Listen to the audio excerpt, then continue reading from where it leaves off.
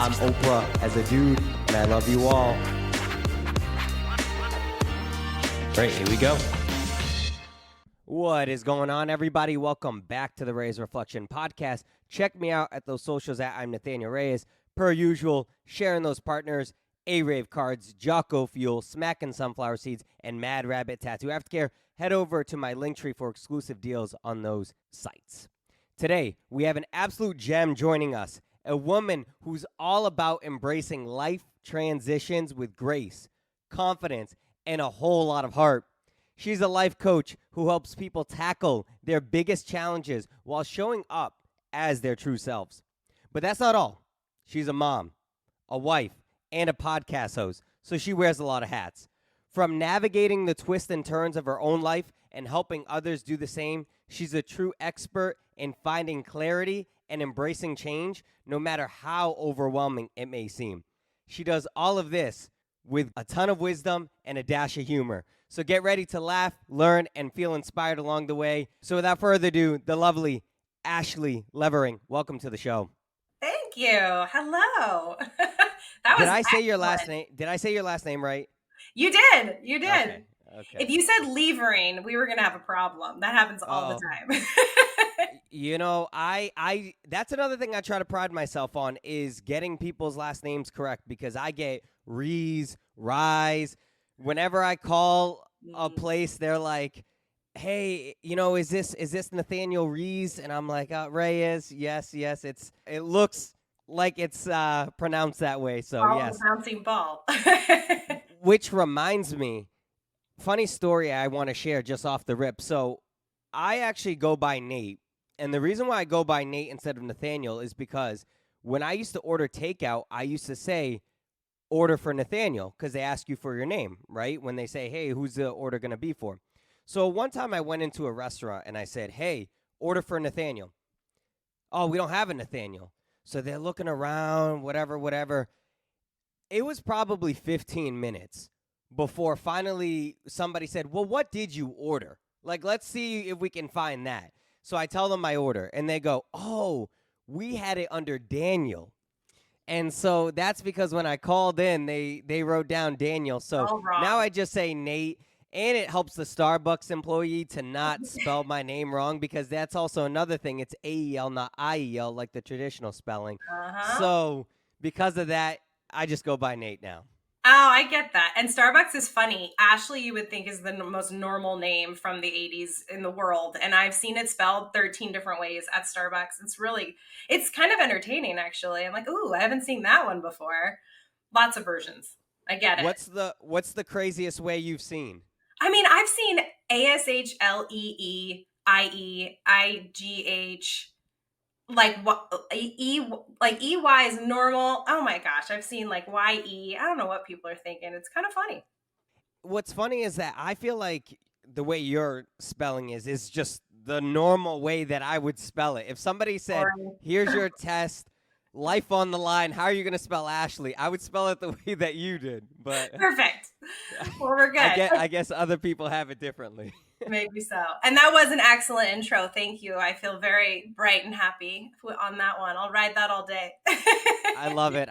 It's early where you are at, so I had to do something to liven up the mood, brighten up the day. So thank you so much for joining me. So again, I'm super excited to have you. To start things off, can you share a bit about your childhood, which wasn't conventional, because I read that you lived in 6 different states, even a different country. Talk to me about that. Oh my gosh. I moved a bunch as a kid, yes, but I didn't stop moving until about 10 years ago, it seems like a long time now. But so I was born in New York, and at 6 months old, we moved to San Francisco area, and we were there until I was like 8.5. And then we moved to Texas, and then I left and went back to California, but Southern California. So it just kind of kept going. But it's weird. People ask, like, were you a military kid? Like, why'd you guys move? And it's a really boring answer. My dad is a lawyer, and he just kept moving. I don't know. There's a whole other story behind that. But it was probably the first dose I had in facing life changes, and it just never stopped. So this is probably why life transitions and facing change and all that has become my thing, because it starts with how much I've moved.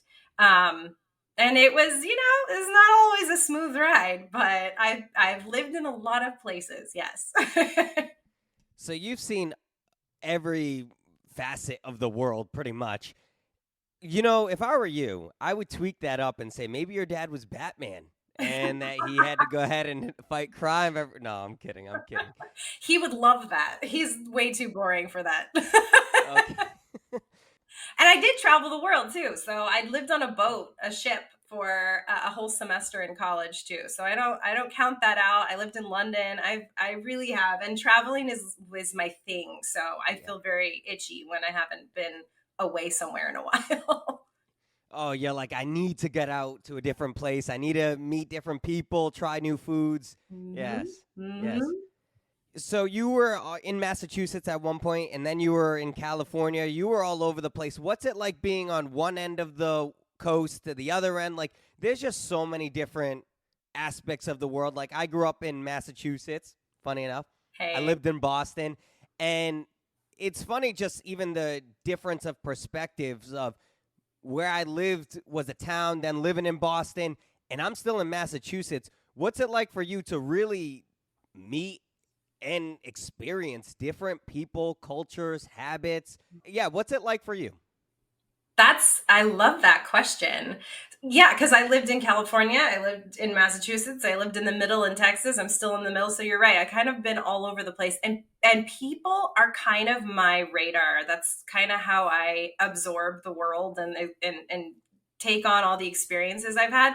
People Yeah. in California, a little different than people in the South in Texas, and then Yeah. obviously East Coast, totally different. And I will say, so when we lived in Massachusetts, we lived in Mass, but we were right on the border. And like my husband would go over into Rhode Island for work. And so we would end up in Rhode Island all the time. And I remember thinking there was even a difference in people from Massachusetts to Rhode Island. I'd never been honked at so much Yeah. in my life in Rhode Island. And then I'd go back to Massachusetts and you'd find like our little nugget, our little corner. We lived in Mansfield and people were super nice. And so I think I'm a friendly person. I like talking to people. I love learning about people. Like this is, how I honestly became a life coach, was because I realized how interested I am in learning people's stories and knowing who they are and what they're all about. And when we lived in Southern California, no judgment, but there were some not nice people. And there's a lot of negative vibes and a lot of like not authentic people. And the energy was not working for me. So when we left, I thought, oh, we'll go back one day. And now that we live in the Midwest where people are real and will literally tell you their whole life story at the checkout counter. And it's so different. So even though I've had mountains and ocean, I've had forest and trees, I've had flatlands and tornadoes, I've literally, that's another story, I've run from a tornado before, but that was in Missouri. Great story. But people are kind of how I absorb the world, and I've met every kind of person you can imagine, and figured out who I want to be around. I find that when you have lived the life that you live and many transitions, and while I have lived in Massachusetts pretty much my whole life, I moved about 14 times before I was even the age of 10, all Wow. within the same state. But nonetheless, I find that it helps you almost get a good gauge of character and energy and reading people and finding the people in your niche that you want to be around. And so for you, you were able to experience that honestly a lot better than me, but you were able to experience that to help you almost transition into the work that you're in right now. Would you say that's fair? Yeah. Oh, yeah, definitely. Because you learn so much about yourself when you're meeting Yeah. people and going to different places. Even if you never leave, right? You still have an opportunity to come across different people and learn about yourself. So, yeah, it was, as I kind of discovered my life coaching journey, I really was exploring and discovering who I am. And like you said, like who I want to be around and who I want to share energy with. And Yeah. yeah, I think it's shaped me for sure. For Yeah. sure. Yeah, energy is a currency, right? And so you have to be able to have a sometimes you give a little bit more, but you also need something coming in. And so when you feel that wall and you're like, all right, you know what? There's no way I'm going to penetrate this. I'm just going to back off. Sometimes it's best for that. You can't leave me on a cliffhanger. What's this tornado story? Oh my gosh, it's crazy. I actually have a whole podcast episode on it because it's such a fun story. I told it to my kids probably when they were too young to hear it because it's kind of freaky. Yeah. Oh my gosh. So we were living in Missouri, in Springfield, Missouri. That was like 2.5, 3 years of our lives. And we knew that there was a tornado warning, but it's one of those things you just don't think it's going to happen. You're like, it's fine. It's like somewhere else. I was at a concert, like a huge like music festival with two of my friends. We were not sober. It was not a good situation for these huge sirens to go off. And we're like, oh shit, like, what do we do? So it is like, if I think of it in like fast forward now, but we hopped in the car, drove all the way across town, even though it was a small town. Like, I had to go to the very far east side to get to my apartment, to race up the stairs to grab my toothbrush, my charger, and my dog. Like, all I wanted was those essentials. And they were like, okay, you got to be fast. Get up, get in, get out. And I'm coming down the stairs to get back in their car. It felt like a getaway car waiting for me. Like, I'd never gone so fast to grab my dog, and she's just hanging on for dear life. I come down the stairs and I look to my left, they're to my right. And I look to my left, and this flash of lightning, I literally see a funnel turning feet from me. And I couldn't even believe I had no time to think about what I was seeing. I just booked it and I ran and jumped in the car, and no joke was go, go, go, go. And they were like, what is happening? And I looked behind me and I saw it turn and go the other way. And I probably shit my pants. Like, I couldn't even believe that happened. I was so that's a real story. It really actually happened, and we made it. Everything was fine. Everything was good. And my husband, I think we were married, maybe not quite married at the time. He wasn't there. So I called him and I just said, I just ran from a tornado. And I don't know if he still doesn't believe me to this day, but it's true. That sounds really fucking scary. I mean, how, like, the fact that it's life or death at that point, it's real, right? I feel like when you're facing the real harsh reality that you could die at this very moment, that's got to be terrifying. But you lived to tell the tale. I couldn't imagine. You know what? Thanks for dramatizing it. I hadn't even thought about the fact that it could have just literally swept me up and taken me away. I didn't even think about that. I don't know, split second moment, right? Yeah. But, and I don't know, I like to think of things in a grander scale, because for me personally, right? Like, you talked about how you had to run in, grab your charger, grab your toothbrush, grab the dog. Those were the three things that you were thinking about. Imagine if you grabbed one more thing. What could have happened? Like, it really goes to show that we live in a quantum realm where there's so many different possibilities and so many different outcomes that could have happened, because had you been a second slower, only God knows what could have happened from there. Honestly, so it's kind of wild. Honestly. Yeah, I think about that and how, like, whenever I get stopped by a train and I have to wait, I think, okay, what is this saving me from right now? Like, clearly the universe and God, whatever you believe in, is working for you. So I'm grateful. And that's not the first time I have escaped with my life. I've had some pretty wild experiences, car accidents and stupid decisions. And I have some that I'm not prepared to share yet on a scale. So I have, but I will share this. There was a time where I was in a car accident that was really, really bad. So I was at a 4-way intersection, and my side was green, and the other side, I could see the light. It was yellow, then it was turning red. And so as the person I saw them at the last second out of the corner of my eye, that they were going to try to beat that red light. But I really thought that they were going to stop. I shouldn't have gone, because even though my light was green, it's a split-second decision, right? It's a game-time decision. I saw it, but I still decided to go because maybe I thought I could beat it. I don't know. So I went to go. That person, oh, my goodness. And it was right on the driver's side. The door closed on my leg. If I had not turned at the last second because, again, I think I kind of knew that they were going to go, but I think optimistically I thought they were going to stop before.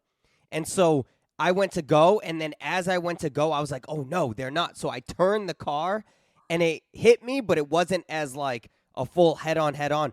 Who knows what could have happened if I really tried to go. So, yeah, it really does. It really does go to show that there's so many times that we could, just like that, it could be over. And the fact that we're still here is a blessing. I don't know if you ever watched this show. I did growing up. It was called 1,000 Ways to Die. You remember that show?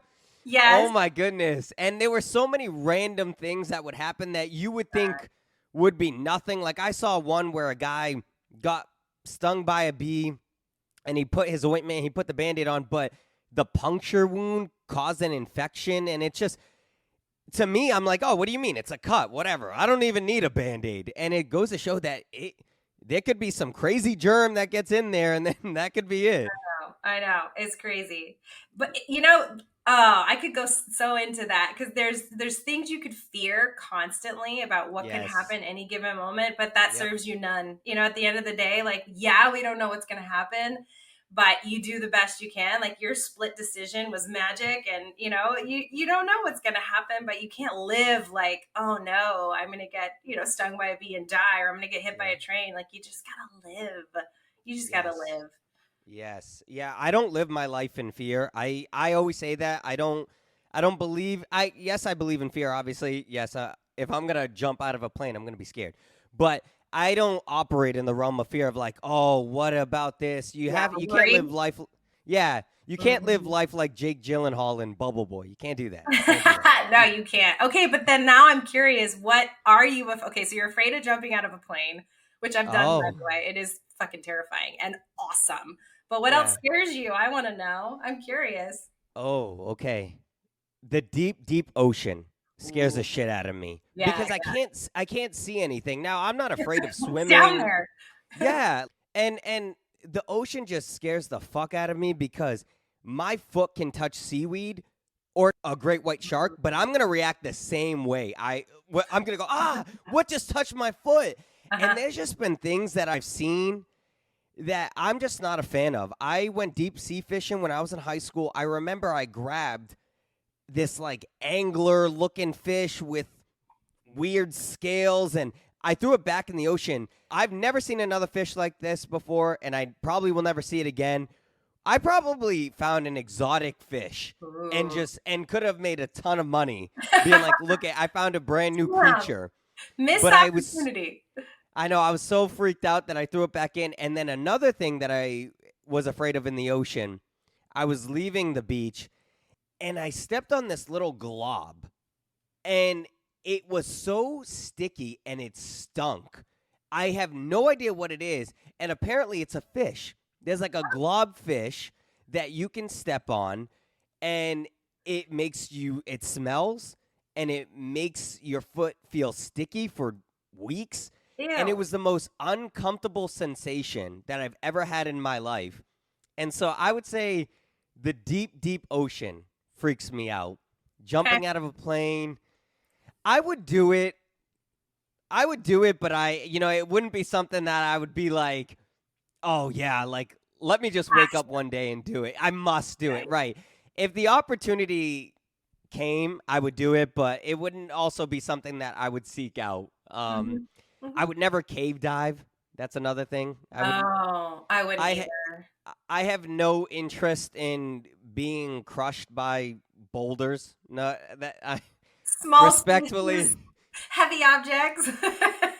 I'm not claustrophobic. No, I just have no interest in trying to fit and navigate myself through a tight space to the point where I've seen videos or I've seen things where people are like caught upside down and then because one wrong move and now you're stuck for hours. Yeah. And so I just said, I don't know if it's that I live in fear. It's just that sometimes I don't have interest in things. And if I don't have an interest in things, I'm not going to want to do it. You know what I mean? Like, yes, that's fair. Yeah. What about you? What are some of your fears? I mean, I'm a family girl. Like I've got little humans to look after, and Yeah, so my, like, if someone says, "What are you the most afraid of?" Is it anything bad happening to my babies or my family or any family member? I'm sure a lot of people can relate to that, but that's the biggest thing. And it's interesting. I used to be kind of a rebel and a daredevil, and I would do all these things like same.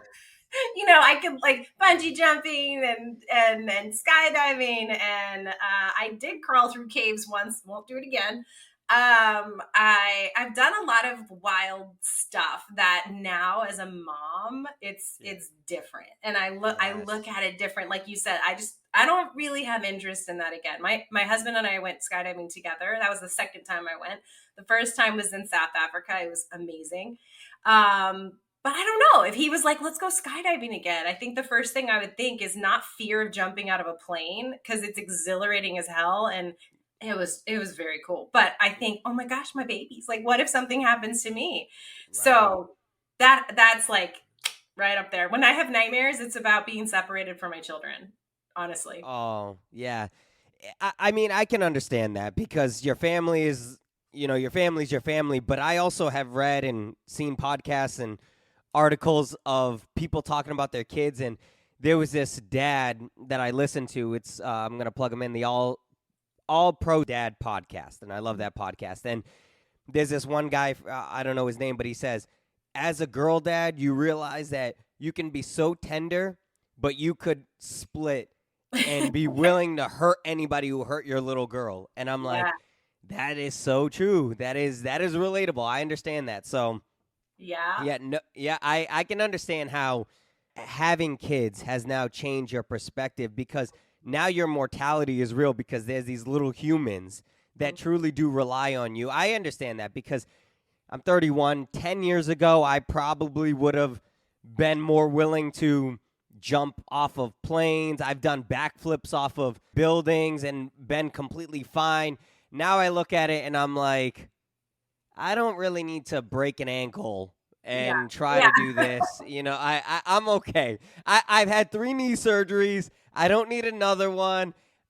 I'm good. I'm good. Same. I'm good. I'm good aging like a fine wine at this point. You know what I Ah, mean? yeah, Yeah. but that goes along with, it's not fear so much, it's just reality and not being not wanting to be a fool, I guess. Yeah. Yes. But you know what? Oh God, it's so juicy and amazing to be like young and not care. Like, everyone deserves that chapter. Everyone. Yeah. And then Yeah. where you've been and what you've experienced and what you've let go of. And now, even though you have not fear so much, but reality, you get to appreciate, the dumb days.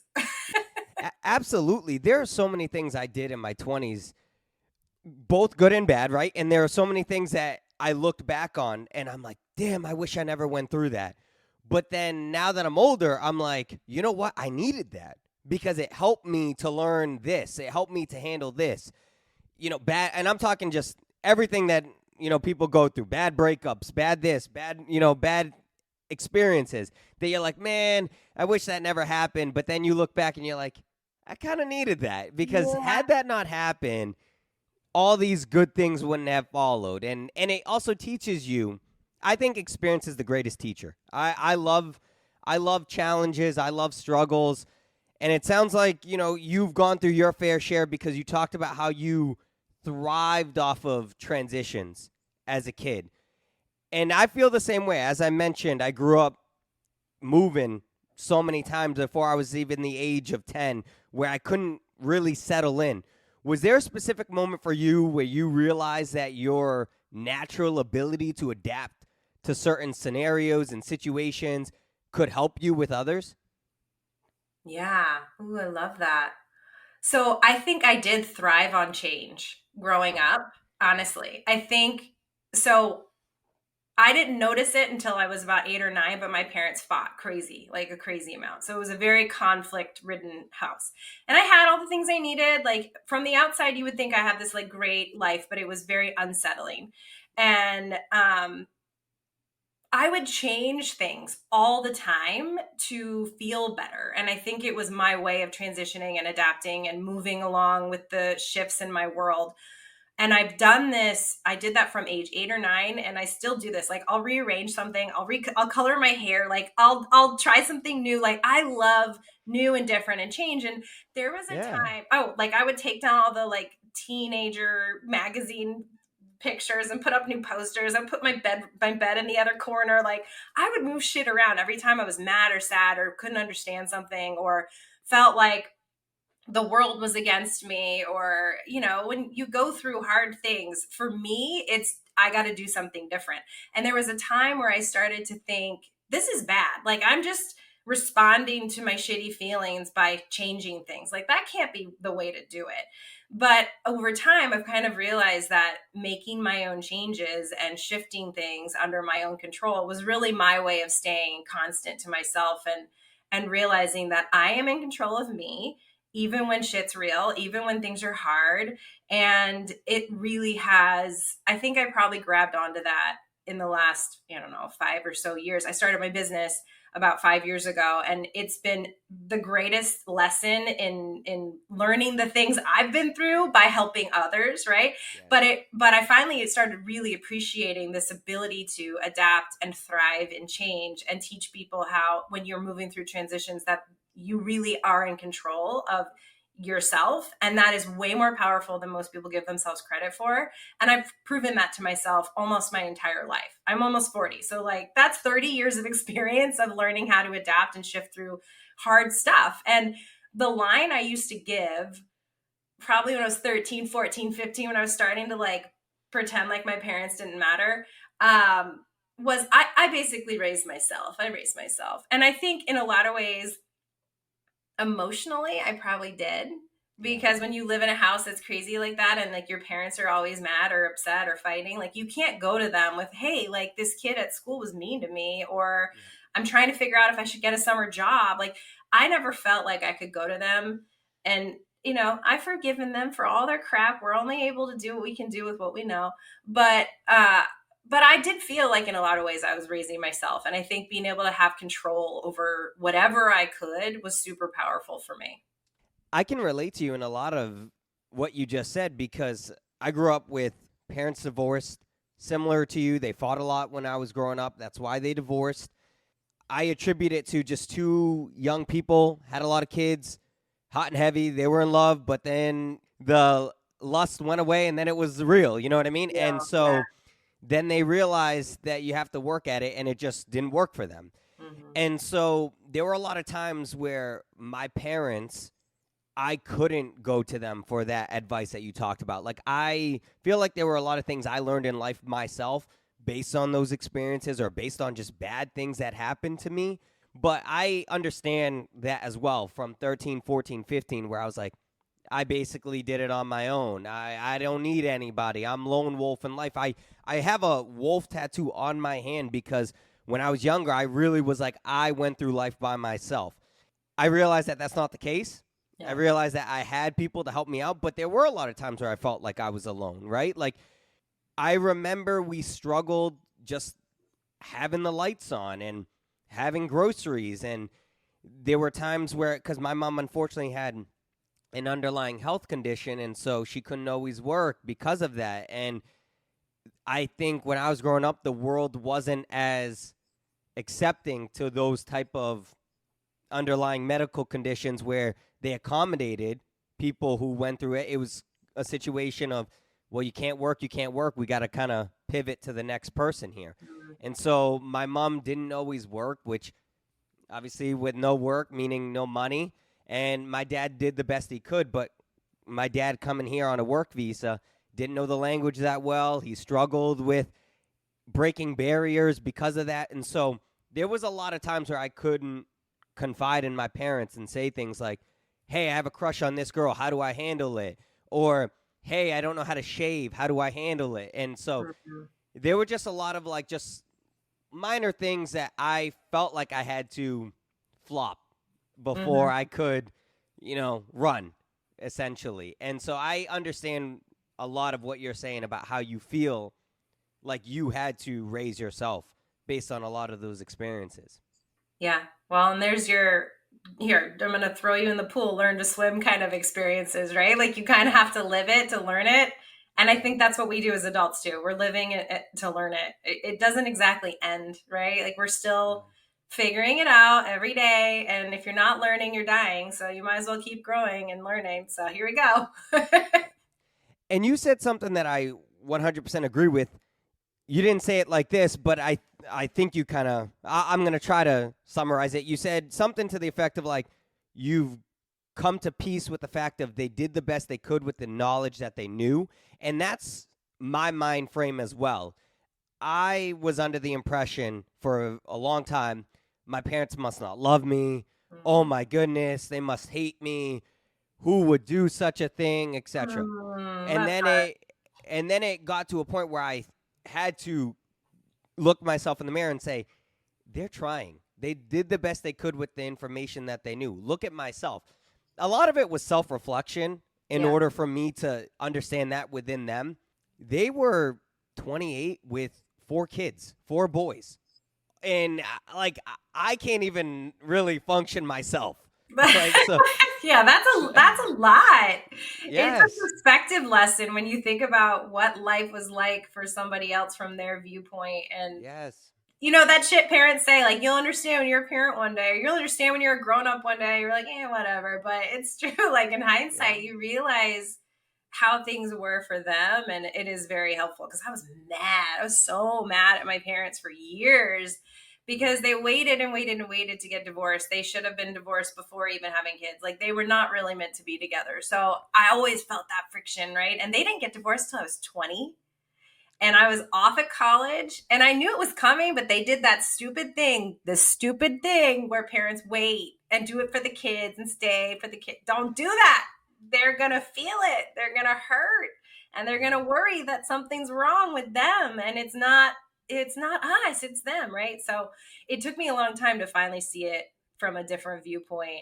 And my parents are in, they're friends now. They're like, they can get along and all that, but it just boggles my mind how long they endured each other and the turmoil they brought to each other. And it makes me so sad. I help people with divorces and with relationships and all that stuff. And, you know, I don't put my stuff on them. I'm very careful in my practice. Like, here's my opinion. Here's what happened in my life. I'll share things every so often, but it's, what kind of world do you want? What kind of environment do you want? And what kind of, view do you want your children to have? Like, it's so interesting how the world has shifted now. It's how much more aware we have to be of other people's experiences. It's not just our experiences, but yes, at the end of the day, if you don't know, you don't know. My 10-year-old son 2 years ago when he was 8 told me something about school. I don't know what we were talking about, something about school. And I'm like, what are you thinking? Like I was being critical. I was having a moment. And he's like, Mom, I don't know what I don't know. And I was like, oh shit, my mind was blown. Like, this kid just taught me something at 8 years old. It's so true. You don't know what you don't know. So it's easier to forgive somebody when you're like, oh, they had no idea how to deal with this. They had no idea what to do. They were in turmoil. They were having a hard time. So yeah, you don't know what you don't know. And it is helpful for healing, and forgiveness, I think. Your son had to check you. He checked you. He did. And he does. He'll be like, Mom, you have that tone again. Like he calls me out. Like you can tell my kids are life coaches' children. They will use my shit against me all the time. I can relate because, so I have a daughter and I was always that kid that was combative, not in a I want to fight sense, in a way of why am I learning this? Why am I doing this? Why am I operating this way? Why am I zigging when I feel like I should be zagging type of deal? Because I remember I would have discussions with my mom and even teachers growing up, and my teachers would say things like, this is what the curriculum says. And I would say, well, why do I have to learn it if I'm never going to use it? Like, I would push Oh, you were authority. that kid. I was that kid. And so growing up, it was just, that's what the curriculum says. You're just doing what you're told, type of deal. Do what you're told.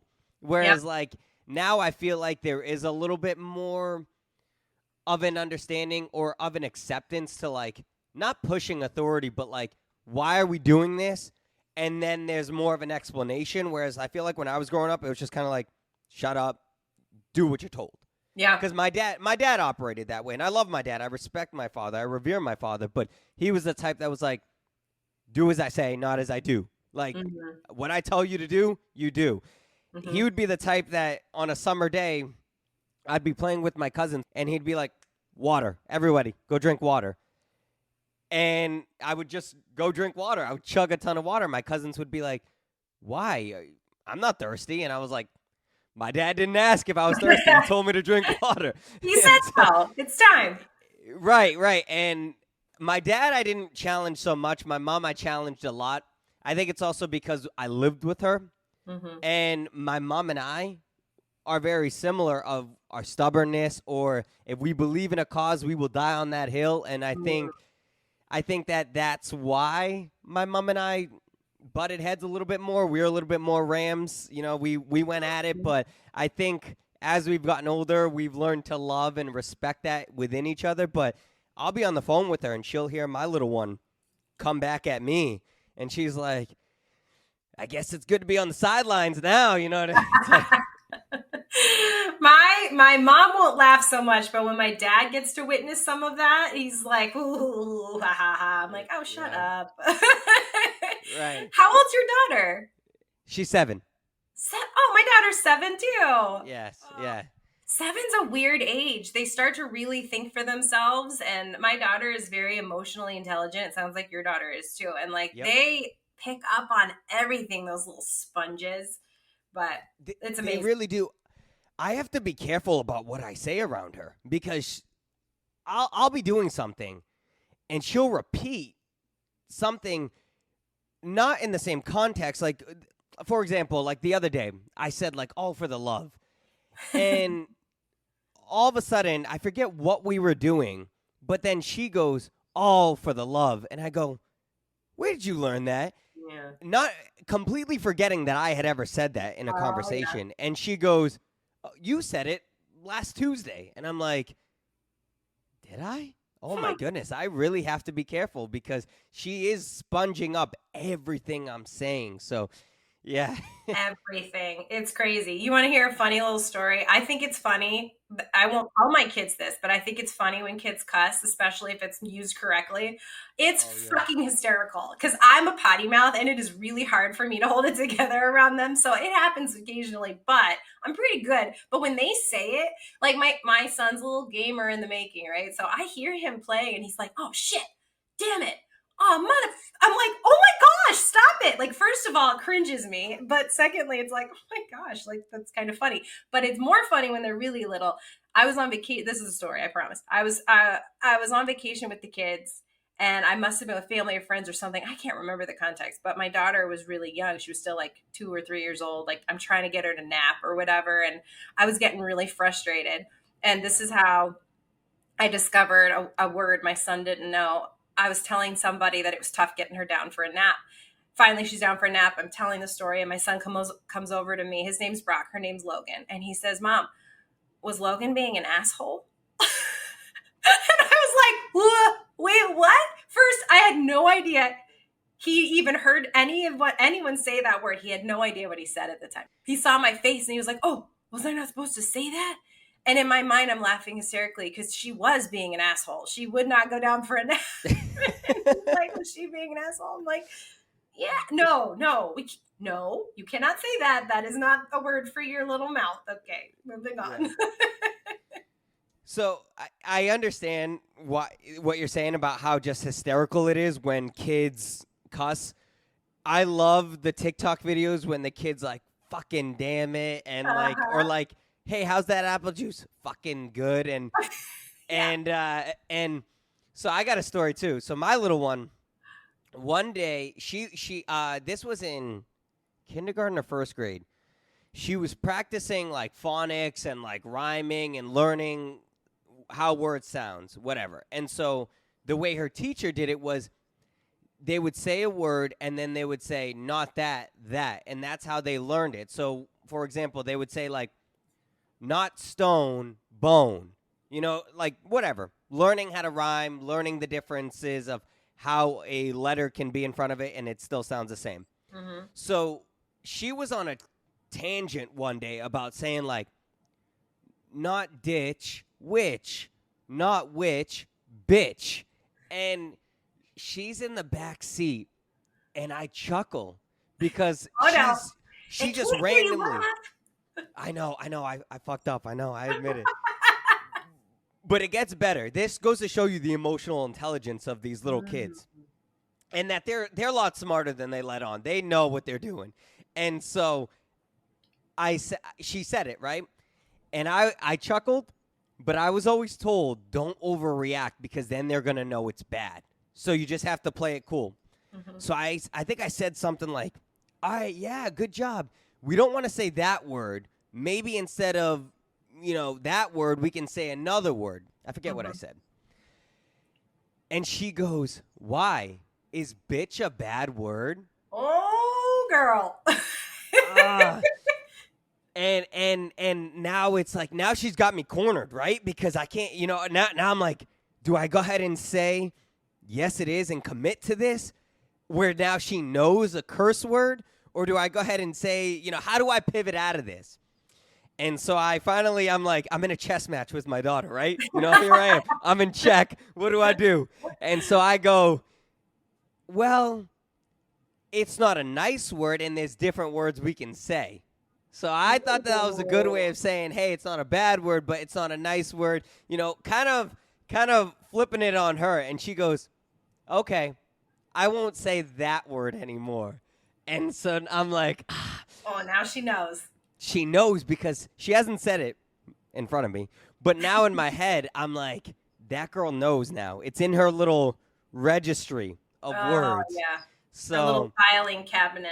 They do. yes. It gets tucked away for another day. Yep. Yep. But that's good. I mean, hey, way to go, Dad. You handled that well because she could have been like, oh, I'm going to say that all the time now.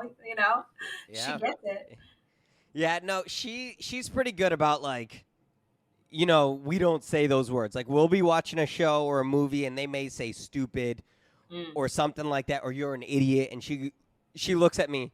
We don't say that, and I'm like, you're right, we don't. So she's pretty good about that. I have to admit, she is good about that. So I love that. I love that. Yeah, my kids know every single one of those. Not every single one, but they know lots of them now, being 7 and 10. Well, the older sibling problem. He teaches her things, but they do. They know. yeah, And yeah, then they call me out when I say things. I'm like, shit. I mean, whoops. yeah. I want to transition into your career now. So you started in nonprofit work. What led you to that? Oh, so I loved the do good, like the service and helping, and I like good deeds and helping other people, and I loved events and marketing, and that's kind of what I came out of college knowing, with a communications and PR degree, and I just wanted to do something that was of service that I would have fun doing. So I started doing events, and fundraising led me to do events. And I loved that. But I transitioned away from that eventually because what I realized when I was, raising money and planning these big events, I did walks and bike events and large outdoor events for the National MS Society. And I did a couple other events for different, like a university I worked for, and so I it was my thing. But I realized in doing and planning these events and showing up, and I had to get on a microphone and welcome everybody to the event, and I was that person, right? And I was having a great time. But I realized at my core that the reason I was so into it is because I've always been interested in people and their stories and their struggles and being of service in that way. And it wasn't until I was, farther along in my fundraising career when I would sit with people at these events and be like, tell me what's going on. How are you doing? How are you feeling? What's happening? And I started basically life coaching before I realized I was life coaching. And I segued out of that because out of the nonprofit work into a different form of service and just focusing on people and their lives. And it's funny because my position in all of those, like I worked for several different chapters, branches, and it was always, events and fundraising. And that was my area. And then there was another area that was programming, and that was all about the people and helping people. And that is probably where I would have been better suited for. But I'm an extrovert most of the time, and I love people, and I'm lively, and I want to talk to everyone, and I want to give me a microphone. Like, that's me. So it was an interesting, I was delivered to this experience, and it eventually, unbeknownst to me at the time, would lead me into being a coach and helping people with their lives and their stories, and learning about people. So You're the life of the party. I can tell. I can be. That's for sure. That's tucked away. That's tucked away. That's in your filing cabinet. If you ask really good friends of mine, tell me about Ashley, they'll be like, well, she's not quiet, and I don't know. I don't know what people say, but I like to have a good time and live loudly.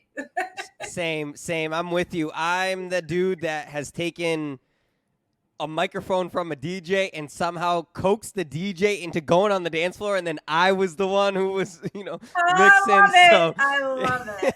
Somehow, someway, my cousin one time said, he goes, Nathaniel has a good way of persuading people into charismatically believing that something is the right decision, even though it's not.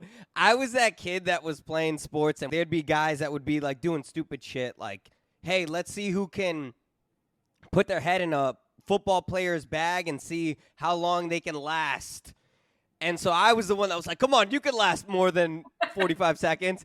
And then whenever it was my turn, of course, I was like, no, I'm going to sit this one out, but I was able to go ahead and liven it up and get it going. So yeah, that was me. I'm right there with you. I love to have a good time. It's fun. Life is better that way. Mm-hmm. Coaching seems to be your calling, though. Can you describe your aha moment when you realized that you were meant to go ahead and do this? Well, I thought about it for a really long time before I ever did anything about it. I thought for a long time I was supposed to be a counselor of some kind, and I was going to go back to school and do psychology and all of that. But there was a couple of turning points that are very clear in my mind. And one was right before my husband and I got married. I had a friend of mine say, hey, I know this guy who's a life coach. He used to be a psychologist. You should meet with him if you want, and to have that pre-marriage conversation. A lot of people do. I don't know. So I thought, yeah, that's cool. My husband was about it, probably reluctantly so. At the time, he's like, fuck, what do I have to do? But he did it. He's still very cooperative in the land of Ashley. But we went and sat down with this guy. I can't even remember his name. I feel so bad. But this is in 2012, right before we got married. We sat down, and he was asking us those tell me about your values, and, talking about, what kind of life we want to live as a married couple and all those things. But I was really hooked when he talked about how he went from being a counselor, a psychologist, into becoming a life coach. And he said he liked being able to learn people's emotions and understand their past and help them through it, and healing and all that stuff. He's like, but it was always so dark and negative and sad, and it was hard to get them to that enlightened, joyful place. And with coaching, you are holding space, and you're still a tender mental health place for someone to go. But the point of coaching is to put things into action and bring things, forward, bring things to light. And it's more of a positive journey about growth and learning and moving forward, rather than living in the past and dwelling or staying there and talking through it, which is important. You need to. But he's like, I just love that aspect. And so I made the switch, and it's been great. And that was 2012. And it was, those little filing cabinets, our kids, it was there. And it was eventually, it started inching its way up closer and closer to my decision-making moments. And then finally, I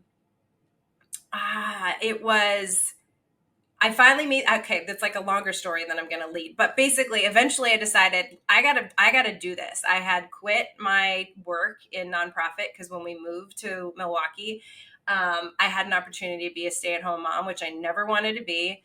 Still don't claim it. Do my best, but I have to do something with my brain and my purpose. I can't just do the mom thing. As much as I love being a mom, it's just not enough. And I will never deny that. But eventually I went and searched up a certification program. And when I was in my class, which was grueling, it was like 3 hours, 3 times a week for 8 weeks. It was so intense.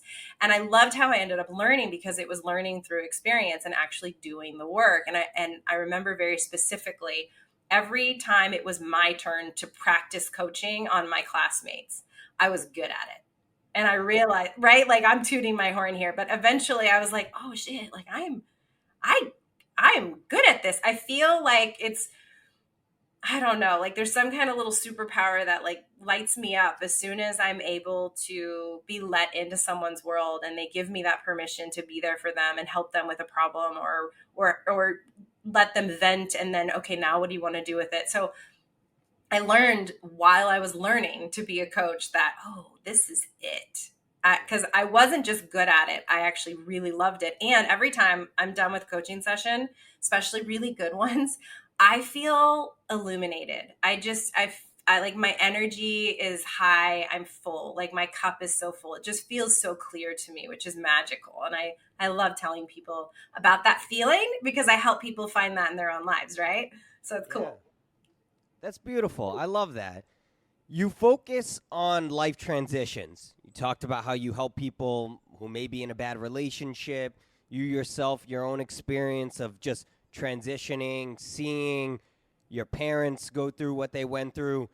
What's a piece of advice that you'd give to someone who feels stuck, maybe in a major change in their life, or they're not fully prepared to make that change? Mm-hmm. It's scary. It's scary when you're trying to figure out what to do and you don't have the answers, and you feel like if you don't have the answers that you can't make a move. But there's so many different ways I could take this on. One, sometimes we make things way more complicated than they need to be, and we think we have to make bigger moves to make things better. And sometimes it's inches, not miles.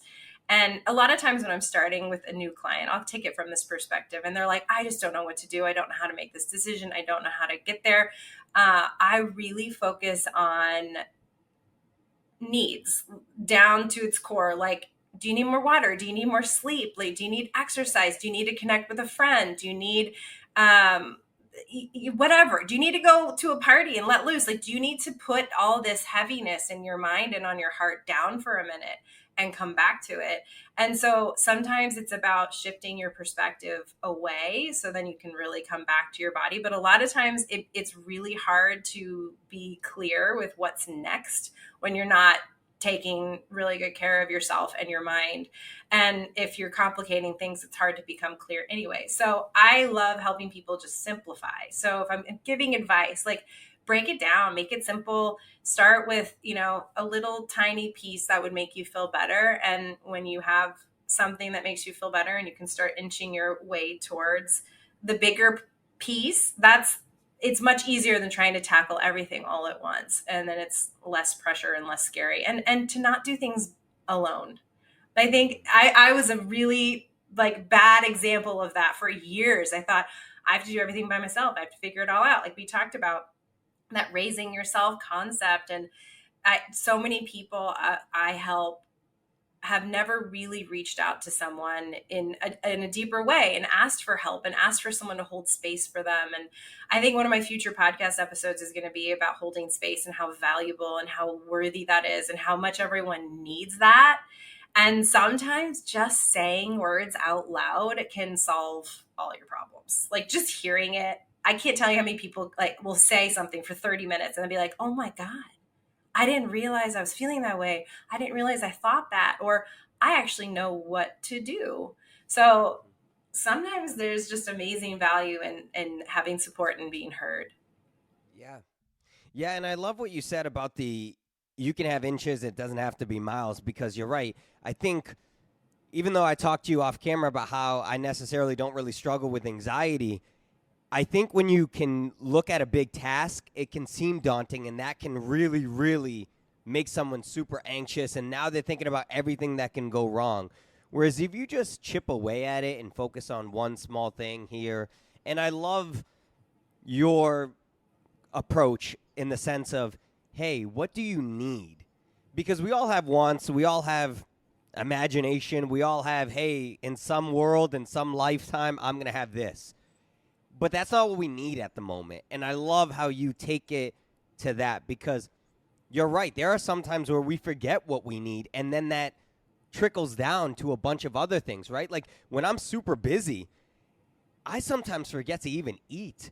There are times where I'm like, holy shit, it's 4 p.m. in the afternoon. I had maybe a cup of coffee and 2 glasses of water all day. That's so unhealthy. And then I'm crabby because I haven't eaten anything, and then I realize it. And so I love how you're able to take that, so that way it brings it to center of that person and to really focus within them. What do you need right now? Whether it's sleep, hanging out with a friend, consoling in a person. I love that, because I think that sometimes we get lost in the sauce of just everything else that's going around us, that we really do forget to take care of ourselves. And I love your approach, because I think I read that on your website, that you really do try to help people within themselves. And I think that that's such a beautiful approach, because we lose that.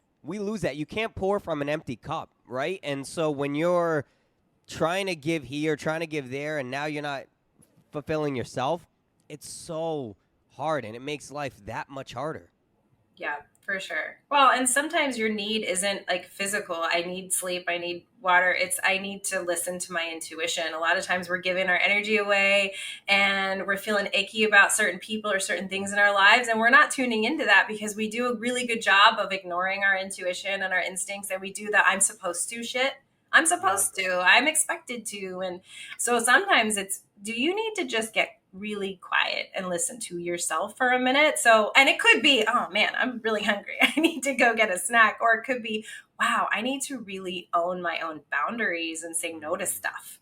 And saying no in this day and age is a very scary, crazy thing. And people pleasers and overachievers are amazing, amazing people, but we get to get quiet with ourselves. And sometimes that's what I end up working with people on the most, is how do we get you trusting yourself again? Because you get to.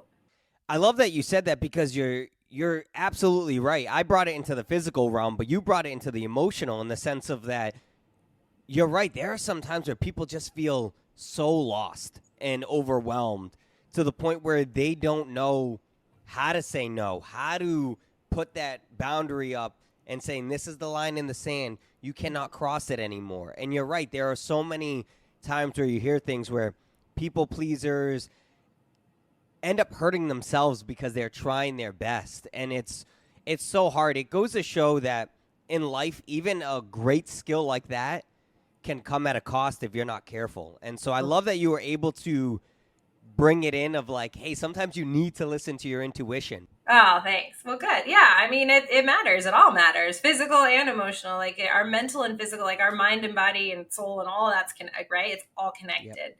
So it depends at any given moment what you're about. And if you are a people pleaser, I'm telling you, that's not a terrible thing. It just means you get to manage it. Yeah. It is a gift to be a people pleaser, but like you said, you have to manage it. And so that's why folks should reach out to you, learn the tips of how to do it. I'm plugging you in without involuntarily. Thank you. You've been through your own personal journey. We talked a little bit about that. How do you help yourself now? Because we just talked about how you can't pour from an empty cup. And sometimes when you are listening and helping a lot of people, it is emotionally taxing. Sometimes you may even feel emotionally invested into helping these people. How does Ashley help herself decompress and be able to still pour into all these other people's cups while she's still keeping her cup full? That's a great question. I am a fan of practice what I preach. So I do, if I'm going to dish out some kind of direct advice, I'm probably doing it myself. It took me a long time to figure out those pieces that I needed to have to refill and re-energize. And I can't remember if I shared it in an episode or in a class I've taught before, but about energy budgeting.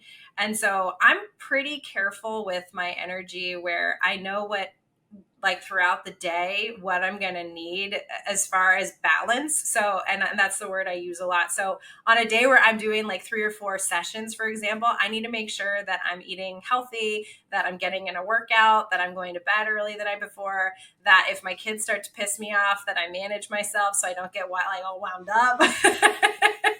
So my self-care is huge and my mind care is huge. And I'm a really big fan of the power of the pause. Like nobody's perfect. I'm going to have moments where I get a little wound up, but I'm always really good at pausing and thinking like, what do I need? And this is the same thing I tell other people. Think if you're having a moment where you're spiraling or you're not so sure how you're feeling about something, or I'm starting to absorb somebody else's stuff. Does happen, right? Like I do have to compartmentalize. I think, well, what do I need right now? And it could be any given moment. I could need to walk and go outside.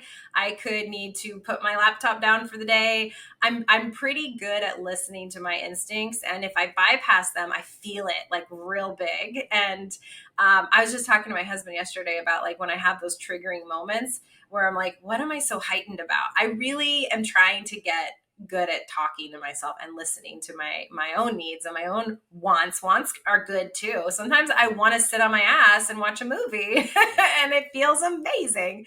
I don't do it that much, but occasionally it happens. So I try to just monitor where I'm at and get a read and do like a self check-in, which we've all heard, like check in with yourself. How are you doing? And nobody does that, but I really do try mindfully to have those moments, and it is very helpful. Yeah, I remember listening to someone talk about how sitting on your ass. You hear perspectives, right? People go, "Oh, that's lazy. That's this," but I view it in the sense of it could be like eating junk food. Mm-hmm. You can have a pizza, cookies, pig out one day of the week, and be okay. You're not going to kill yourself. Mm-hmm. And on the flip side, you also need that for your mental state. You don't always need to be. The gears don't always need to be rolling. You can go sit down and watch some mindless thing, and it's not going to kill you. You can do that for yourself. So I love that you're able to do that for yourself and that you're able to have these tools to help you so that way you remain sharp and remain successful in your coaching. Because I really think that that's so important because you're right. It can be emotionally taxing because you are invested in these people. You want them to thrive. Some of my work is obviously this, but I also am a personal trainer. That's really hard for me because there are some times where people go, they'll come to me and they'll say things like, I want to get in shape, but I don't want to give up all the bad food that I'm eating.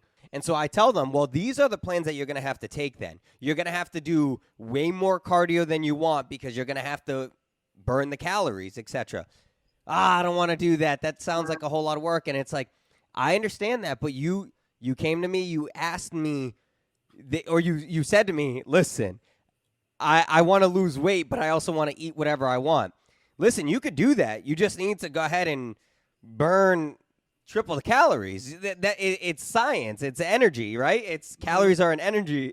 So to me, I can understand in some capacity just of like, you feel it because you're like, I'm trying to help you, trying to give you proper tips. Mm-hmm. This is what I do. If there's a week I know I want to pig out, I know I'm going to have to work my ass off for the next few weeks after that. It's the way it is. It's the way of the world. So well, it's balance and effort. So I'm a really big fan of like find your balance and where your give and takes and be a human being. But I'm a huge fan of effort too. So you got to put in the effort and the work. And I will be very efficient and put in a whole lot of effort to my day so I can sit on the couch and relax. There's always that. But yeah, it's a mental game, but it's balance. You got to give and take and not be on all the time trying to be a good human. You just do your best sometimes. Yeah, I love that. And your best doesn't always look the same every day, right? Your best on Monday doesn't look the same on Tuesday. So I agree with you on that. It's true. Yeah. And I am on my own. My husband, I don't know, we haven't brought this back up yet, but he travels a lot for work. And so I'm on my own and I have to find pretty efficient ways to live and do me and also take care of my kids and the dog and the house and all the things, right? So it could feel super overwhelming, but It's why you have systems. It's why you have efficiencies. It's why you let yourself off the hook when it gets to be too much. You're just like, you know what? Everyone's going to be fine if I just stop and like chill for a second and get a little reset. So I'm pretty realistic in that sense too. Like I used to be a lot harder on myself, which ended up not being helpful. No. Because that can, like we talked about earlier about the people pleasers, that can be a great tool managed appropriately, right? You can be hard on yourself. You can be yourself's biggest critic, but you also got to be yourself's biggest fan. Like you talked about earlier, how you wanted to toot your own horn. I would be like, go toot that fucking shit. You need that. Like, please, we need to be our own biggest fans at times. We need that. It's helpful for us. Yeah. Yeah, for sure. You said your husband travels a lot. That's because, am I correct? He works for the Milwaukee Brewers? Yes, you did your research. I did my homework. You did your homework. Yeah, my husband's Jeff Levering, and he is one of the voices of the Milwaukee Brewers broadcast team. So this is his 11th season that we're entering. So we are a baseball family, but really we're a sports family because he does college football and college basketball too. That's amazing. Yeah. Do you ever get to go travel with him, go see different games and things like that? Yeah, as much as we can. I mean, now the kids are in full-time school. It's a little trickier, but we'll go on some road trips. We go to games. We get involved. It's nice when we get involved, then we can see him, because he's pretty busy. Talk to me about your podcast, Needy and Normal. Yeah, thanks. Needy and Normal was a dream, and it finally came true. Almost 51 episodes ago, a year ago. The point is to bring, impact, and bring up the topics that come up a lot in my coaching. And coaching is a lot of listening and having, the client, if anyone thinks coaching is, I'm going to tell you exactly what to do and you're going to go do it. It's not exactly that. I can be direct, I can go into my consulting moment, but for the most part, it's, what do you think? And how do you think you should tackle this? And, and I'm more supportive and more listening. So the podcast is kind of my chance to take a lot of the material that I teach, because I have a lot of methods and tools and a chance to, I guess, give advice and do the how-tos and take practical things that I've learned from my coaching and from my own life, right? Like I'm always a learner, a lifelong learner. And I love just putting that out there and creating impact. And the point obviously is you have needs, because I'm a needs coach. If that wasn't so weird, like what's a needs coach?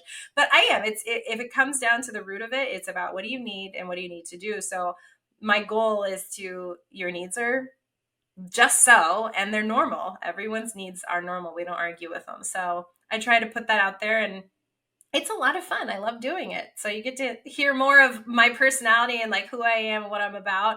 And I have a lot of clients that go and listen and they learn about me. And then, so it's helpful for everybody, I think. I recommend anybody go check it out. That's actually how I found Ashley. She is super wise in her words. You learn a lot. I learned that I really am addicted to my phone, and she gave great tips on how to transition from that and how to help yourself. And she sees it from every angle. She talks about how, yes, it's important that we use our phone in today's era, but are you addicted? And it's something that I learned. Like one thing that she said was, I don't even need to look at my phone until my kids go off to school. I challenged myself from that, and I now don't look at my phone until after 9, because that is something that I realize that the minute I wake up, I'm scrolling on social media, I'm seeing what's the latest thing, and sometimes it's just so good to disconnect. I even leave my phone in the other room at times, so that way I don't have to look at it, and I'm not constantly putting it in my pocket. Whenever I go do something, sometimes I'll purposely leave it in the car, so that way I can have that engagement. So that's just some of the tips that Ashley gives. So I encourage anybody to go check it out, go listen. You will learn. Have an open mind. She's so graceful and helpful with her advice. So I encourage anybody to check it out. Thank you for that. Yes, please. Of course. We're going to switch into burning questions now. We're going to have some fun. Oh, okay? No. All right. Let's do it. You've mentioned how important it is to take care of yourself while navigating change.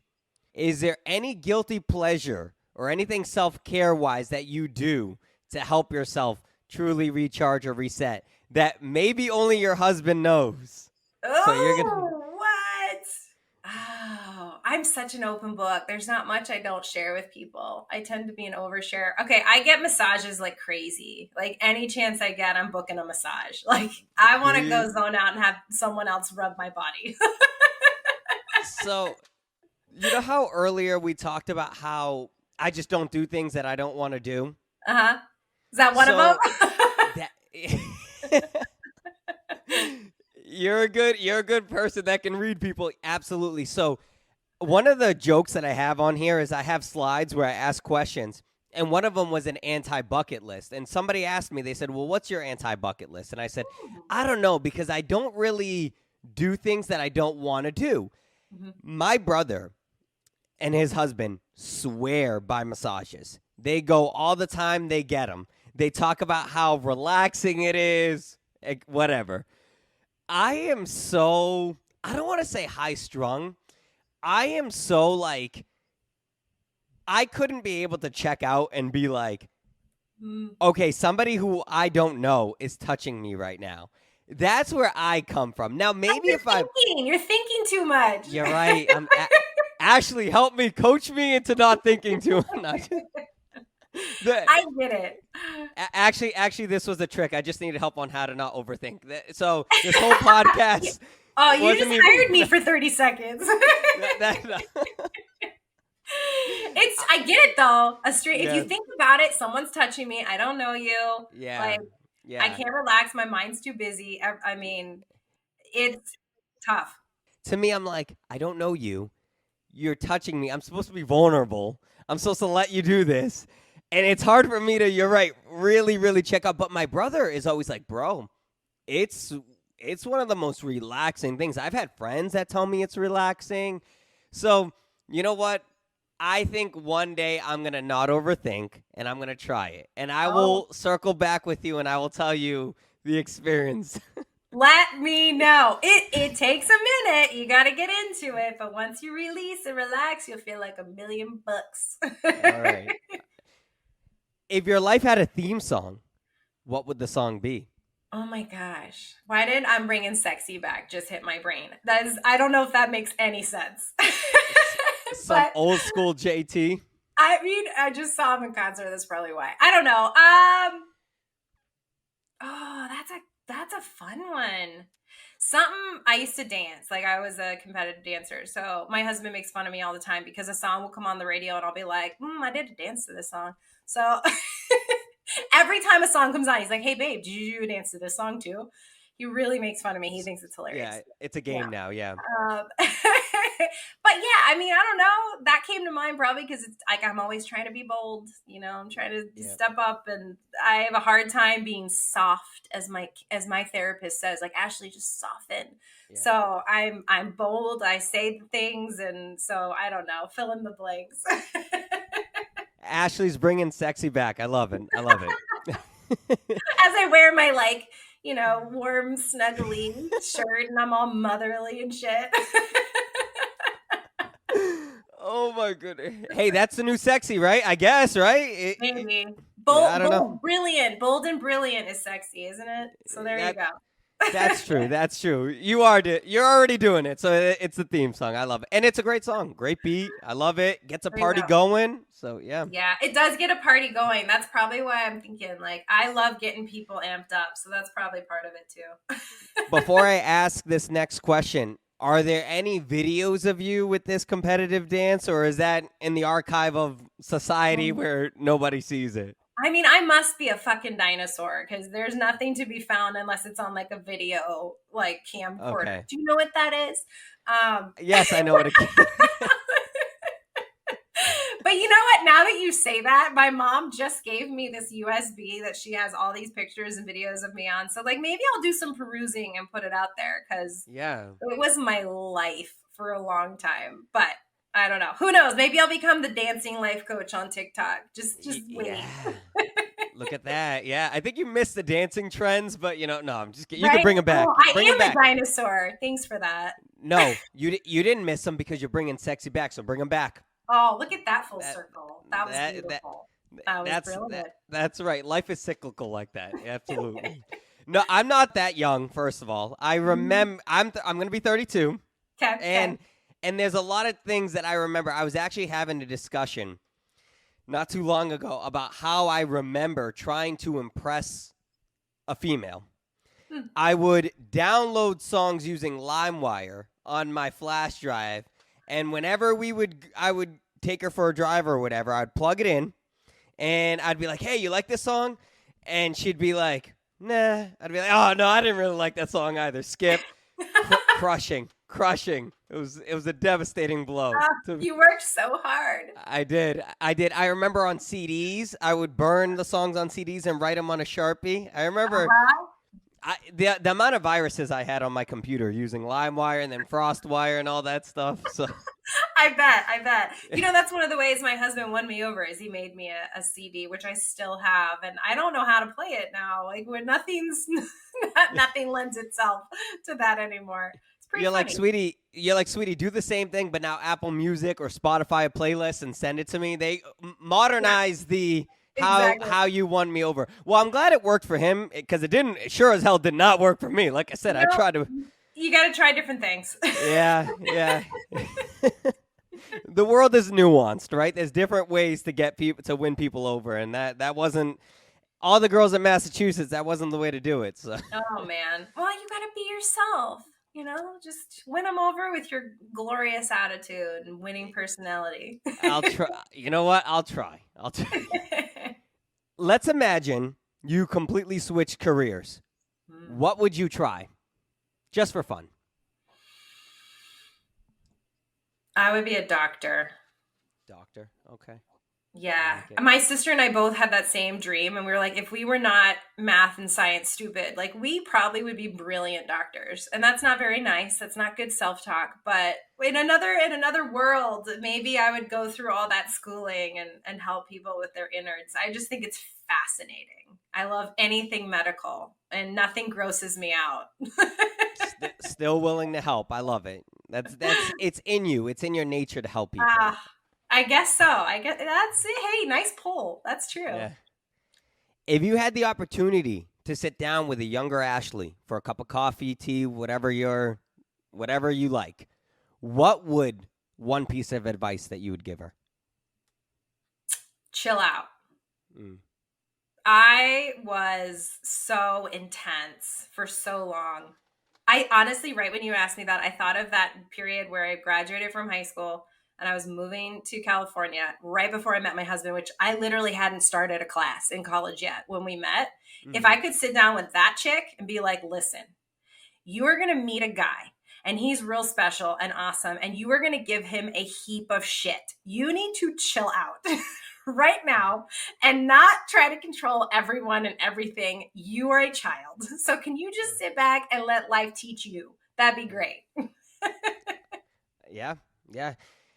I love that you were able to recognize that within yourself, because you have now been able to live the life that you want to live because you were able to recognize that. And sometimes it goes back to what I was saying earlier. Sometimes we need to go through that just to be able to realize the good things in life. So I love that. Yeah. I don't regret. I have a firm belief, and there's no such thing as regrets. There's such things as learning. Yeah. I'm the same way. No regrets. No regrets? Right? Oh my gosh, we do that all the time. No regrets, regret. Yeah, exactly. All right, we're going to play a game. It's March, and we're going to play March Madness. Oh, no. With coaches from TV and movies. So you're in shows. So you're going to go ahead and tell me who's the best coaches from these slides that I'm going to present, okay? Okay. And then, obviously, they'll get eliminated. I'll write it down on my bracket here that I just made. Okay. This is hilarious. And I'm like so not a basketball person, so you're really quizzing me in a funny ass way. But I understand brackets. That's what that's from, right? Yes. Yep. That's and you don't need to know basketball because not all of these are going to be basketball. They're going to be from movies to TV shows. I love it. All right, Let's try it. All right, ready? Here we go. Okay, so Coach Jimmy Dugan from League of Their Own or Coach Kyle from Friday Night Lights? Jimmy Dugan all the way. Evelyn? Okay, Evelyn? Yeah. You know, when he's having a moment? Oh, yeah.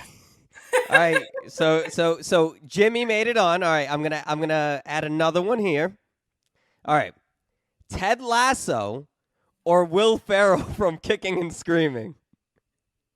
Ted Lasso, for sure. Lasso. Okay. I like Lasso. it. I like it. I'm with you. I love Ted Lasso. Okay. All right. He could be a Adding life them. coach, that character. Okay. Here we go. Mr. Miyagi or Patches O'Houlihan? Oh my God. That's so funny that you put them together. Completely opposite ends of the spectrum, too. That's from Dodgeball, right? Yes, yes. Oh, he's so funny. Yeah, Patches. Patches. Yeah. I like it. Patches. Okay. No offense, Mr. Miyagi. No, this is tough. It's tough. It's March Madness, right? All right. This is madness. All right, here we go. Here's the next one. All right, Coach Carter, or Denzel Washington from Remember the Titans. Oh, I mean Denzel. Plus, he just killed that role. So he was, yeah. All right, Denzel. Okay, so you have Jimmy Dugan or Ted Lasso. Who's moving on in that round? Oh shit. Ted Lasso. Lasso. That's really hard for me to say because that is one of my favorite movies. A League of Their Own? Yes. Such a good movie. Such a great movie. Patches or Denzel? Oh, they're so different. Hey, styles make fights. So they're different styles. Denzel. Denzel? All right. And then your final is Ted Lasso or Denzel? Oh, can they be a team? Can they just team up?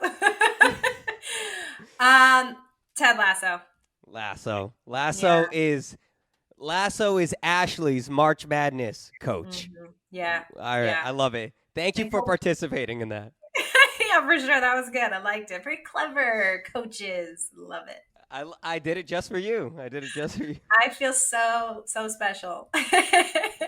Ashley, thank you so much for taking the time chatting with me. You are now forever a friend of the show. I've just sworn you in my official process. Whenever you want to come back, you are always welcome on the Reyes Reflection. Where can people find you, get in touch with you, follow you, all that stuff? Plug yourself in, everything.